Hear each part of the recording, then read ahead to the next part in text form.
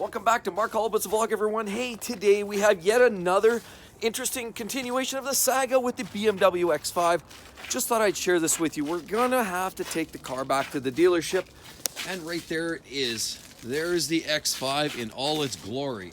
And what do I have here? I have my little code reader, and it's the Innova code reader. Why? Because this is having a problem again. And I know you guys saw the video there a couple weeks ago where I actually had to tow the X5 in. Why? Well, it was really cold and we had a problem. I thought I actually had a leak underneath there. I thought it was diesel exhaust fluid that was leaking. Took it to the dealer, they shampooed the engine. They said there was no leaks. They had a look, they ran it, said no problems. And then of course we had a dead battery, so they changed that, they charged it, and they said we were good to go. They didn't see any other issues, cleared everything, and off we went to the races.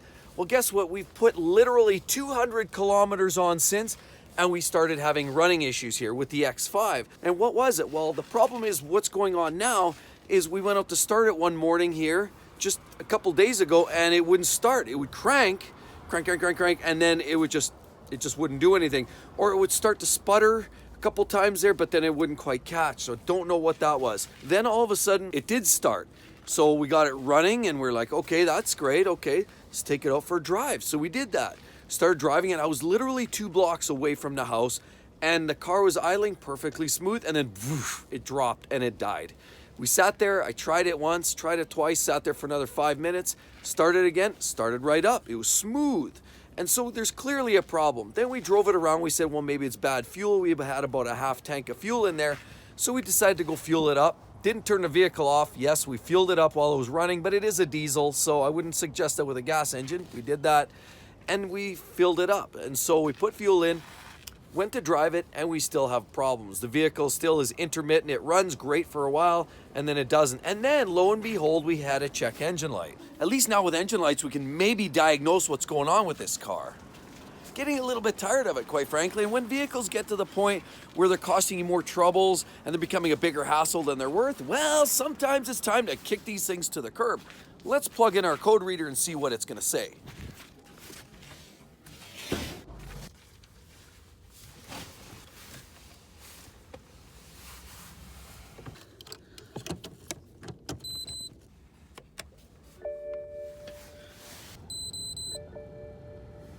Well, I guess let's go for a true engine start. I see there's one code already that pops up, but let's try this.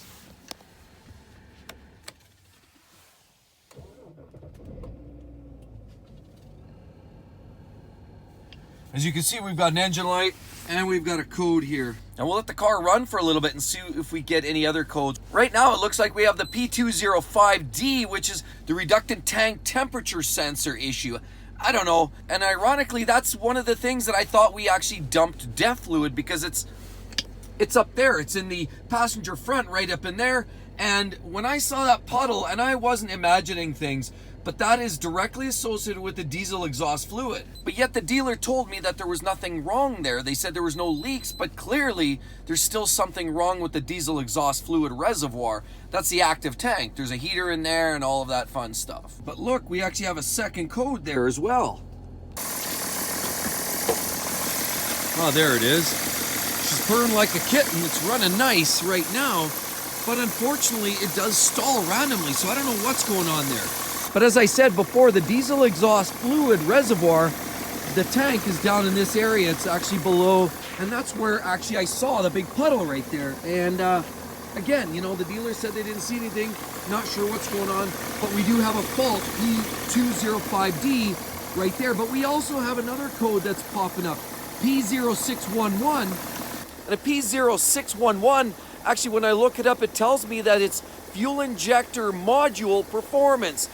You know what, that would totally align with the fact that the vehicle just stalled or it wouldn't start at all. Clearly, there seems to be a problem with either a fuel injector, maybe the driver, or the actual ECU or DDE, or the general computer, the brains. I don't know what it is, but clearly there's a problem. The dealers didn't see that originally. I don't know why all of a sudden it's an issue, but I did browse a little bit.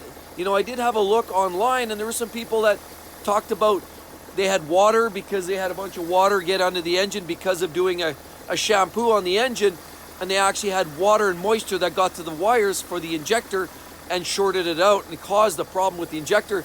causing a misfire.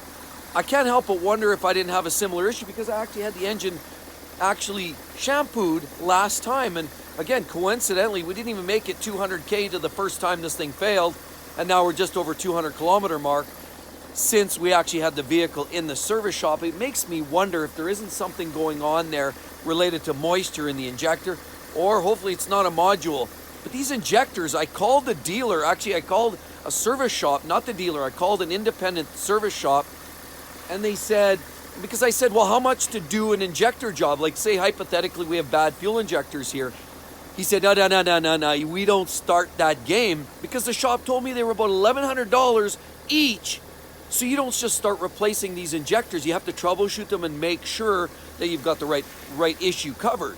So I don't want to just start changing parts. And clearly with my generic code reader, it does the job of telling me, at a very general level, but clearly it doesn't give me all the specifics. So we might have to dig deeper. And that's partially maybe why I've got to take the car to the shop. Again, these fault codes, often with these BMWs, a lot of stuff you can fix yourself, and quite frankly, a lot of it you can't.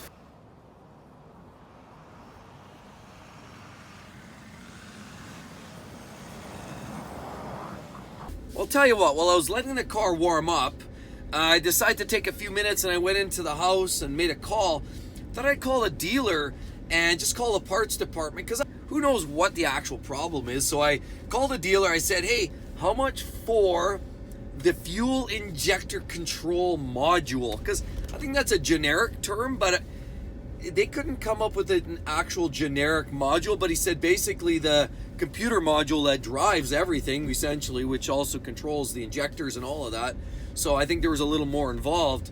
But he quoted me a dealer price of $2,400 Canadian, $2,400. So clearly I'm not going to just start changing parts. So, $2,400 for that. We've got potential injector issues. I don't know what the deal is there. Mind you, with that said, the car is running super smooth right now.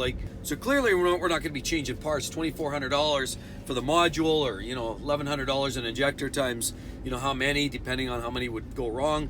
It can write off the price of a value of a vehicle pretty quickly. So it takes some troubleshooting, but it's odd because the vehicle's been running very, very smoothly.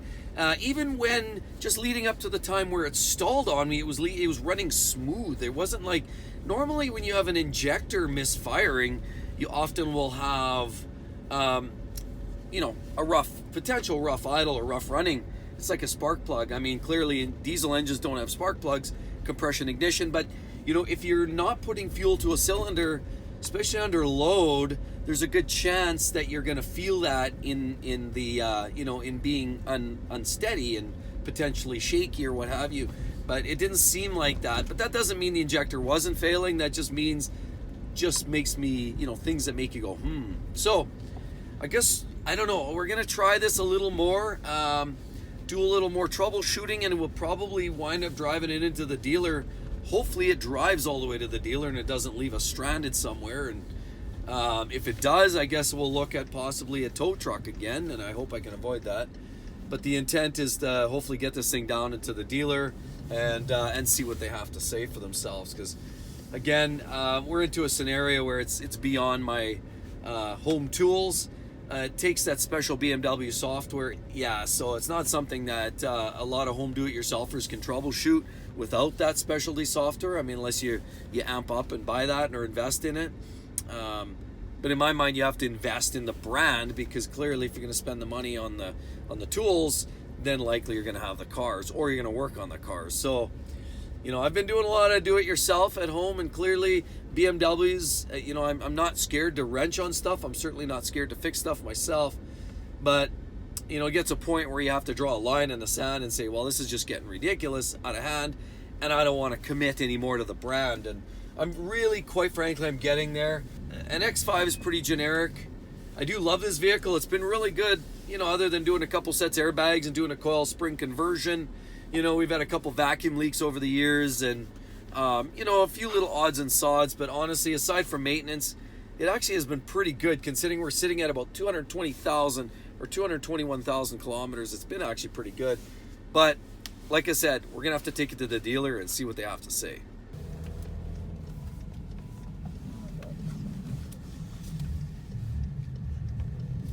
Oh no, that's gonna be a bad day. See, more collateral damage right there. There's just been way too much ice on the road here this year.